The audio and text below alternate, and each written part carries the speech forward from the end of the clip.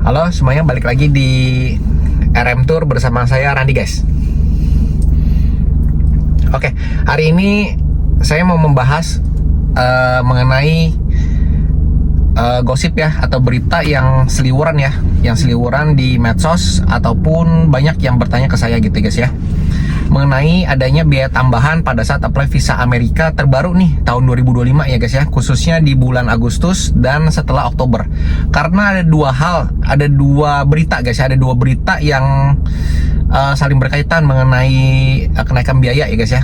Oke, saya bahas satu persatu guys. Oke, pertama ini saya sambil pegang HP untuk beritanya biar saya bacain langsung guys ya, jadi tidak ada misleading information atau informasi yang simpang siur guys ya. Jadi ini benar-benar dari website yang terpercaya guys ya gitu ya. Nah, pertama, baik yang tiba-tiba kemarin itu banyak banget yang nanya kayak gini, di screenshot gitu ya, terus kirim ke WhatsApp, kok ini saya lihat nih ada nih namanya nih ada setor uang jaminan nih kok nih, jadi nanti ada setor uang jaminan ke Amrik gitu ya, kalau misalnya kita pas mau masuk nih kok ke negara dia gitu guys ya. Nah, ditulis nih berdasarkan dari sumber terpercaya ya, Kompas ya guys ya.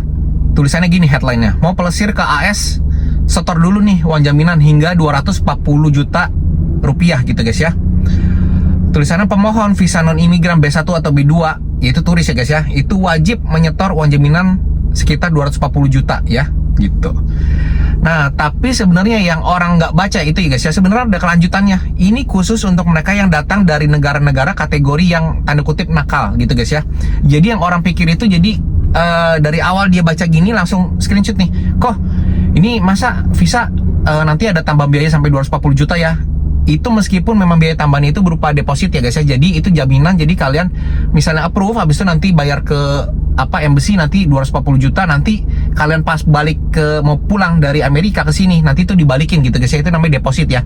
Cuma kalau dipikir pakai akal sehat ya guys ya, itu nggak bakal ada yang mau, ibaratnya ya mungkin ada yang mau mungkin, tapi sangat-sangat sedikit sih menurut rasional guys ya, karena 240 juta itu nilai yang sangat besar sih. Jadi kalau misalnya tiap orang untuk berlibur ke Amerika aja bayar atau deposit 240 juta, itu saya bakal bilang itu bakal turis bakal berkurang sangat banyak sih, sampai berpuluh-puluh persen gitu. Itu udah pasti sih, karena itu sangat-sangat mahal. Jadi orang berpikir daripada gua pergi ke Amerika untuk liburan, lebih baik ke negara lain, misalnya ke Eropa ya guys ya gitu, ke Eropa ataupun negara-negara ASEAN kayak seperti Jepang atau Korsel gitu guys ya, gitu ya. Ini saya lanjutin dulu.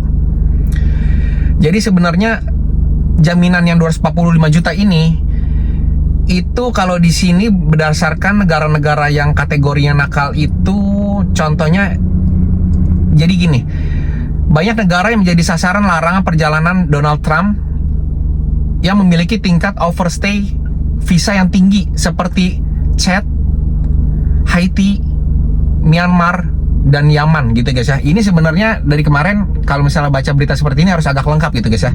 Dan menurut informasi terakhir yang saya dapatkan itu sudah keluar dua negara yang memang diwajibkan untuk membayar deposit ini. Pertama Malawi, kedua dan nomor 2 Zambia gitu guys ya. Itu negara Afrika dua-duanya guys ya. Oke. Dan Indonesia tidak termasuk ya saat ini ya. Oke.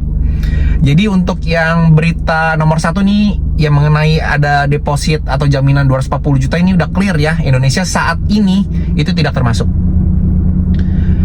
Kedua, ada lagi berita mengenai namanya biaya tambahan kalau misalnya kalian sudah approve visanya ya. Jadi ini saya clearin dulu, ini namanya biaya integrity ya, integrity visa gitu guys ya. Ini biaya yang disetorkan oleh peserta ke embassy pada saat kalau misalnya sudah approve di atas 1 Oktober 2025 guys ya. Jadi ini mulai berlaku semenjak awal Oktober 2025. Jadi sebelum-sebelumnya itu nggak berlaku, sekarang pun nggak berlaku gitu guys ya. Dan ini berlaku pada saat setelah approval. Jadi kalian apply itu tidak berlaku ya. Jadi apply itu tetap sama nilainya seperti biasa ya. Kalau misalnya di RM Tour tetap 4,5 juta, tapi di luar itu apabila kalian misalnya approve, nanti bayar ke embassy untuk dapetin visa dan paspornya itu sekitar 4 jutaan. Kurang lebih kalau dari informasi ini 4 jutaan ya guys ya. Itu biayanya US dollar 250 US dollar ya, atau sekitar 4 juta ya. Berlaku mulai Oktober 2025 gitu guys ya. Nah, jadi sebenarnya ada misleading information atau information yang simpang siur ya guys ya, atau agak salah gitu ya mengenai kok berarti total biaya misalnya nih apply visa Amerika yang integrity visa ini ya, itu total berarti sekitar satu visa itu 8,5 juta dong kalau misalnya kalau melalui RM tuh ya gitu ya. Kan pertama 4,5 tambah biaya integrity 4 juta. Itu totally wrong ya. Jadi maksudnya tetap untuk apply visa awal itu tetap 4,5.